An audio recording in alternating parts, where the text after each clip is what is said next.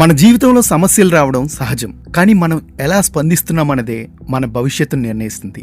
ఈ రోజు మనం మాట్లాడుకోబోయేది గూగుల్ సీఈఓ అయిన సుందర్ పిచ్చై గారి జీవితంలో ఒక చిన్న సంఘటన, అదే కాక్రోచ్ థియరీ. ఒకసారి సుందర్ పిచ్చై గారు ఒక రెస్టారెంట్లో కూర్చున్నారు.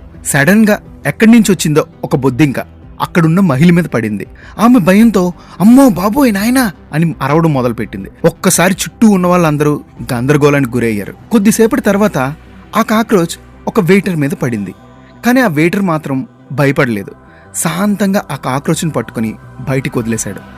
అప్పుడు సుందర్ పిచ్చై ఒక విషయం గ్రహించారు. సమస్య కాక్రోచ్ కాదు, మన రియాక్షన్. సమస్య కాక్రోచ్ కాదు, మన రియాక్షనే అసలు సమస్య.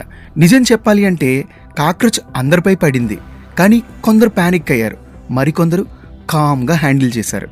అదే జీవితం. Traffic, office pressure, family issues, failures ఇవి కాక్రోచ్ లాంటివి.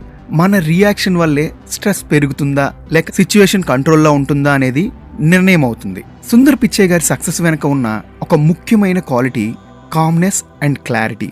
గూగుల్ లాంటి పెద్ద కంపెనీని లీడ్ చేయడానికి నాలెడ్జ్ మాత్రమే కాదు, కంపోజ్డ్ మైండ్ కూడా అవసరం. మన జీవితంలో కూడా ప్రాబ్లం వచ్చినప్పుడు రియాక్ట్ కాకుండా రెస్పాండ్ అవ్వాలి. Reaction is emotional, response is intelligent. ఈ రోజు నుండి ఒక చిన్న ప్రాక్టీస్ ట్రై చేయండి.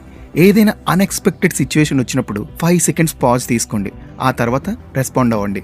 అప్పుడు మీ జీవితంలో కాక్రోచ్ థియరీ పనిచేయడం ప్రారంభం అవుతుంది. ఇది మీకు నచ్చితే షేర్ చేయండి. మరిన్ని ఇన్స్పైరింగ్ స్టోరీస్ కోసం పాడ్కాస్ట్ ఫాలో అవ్వండి. Stay calm, stay focus, stay growing. లోకా సమస్త సుఖినో భవంతు.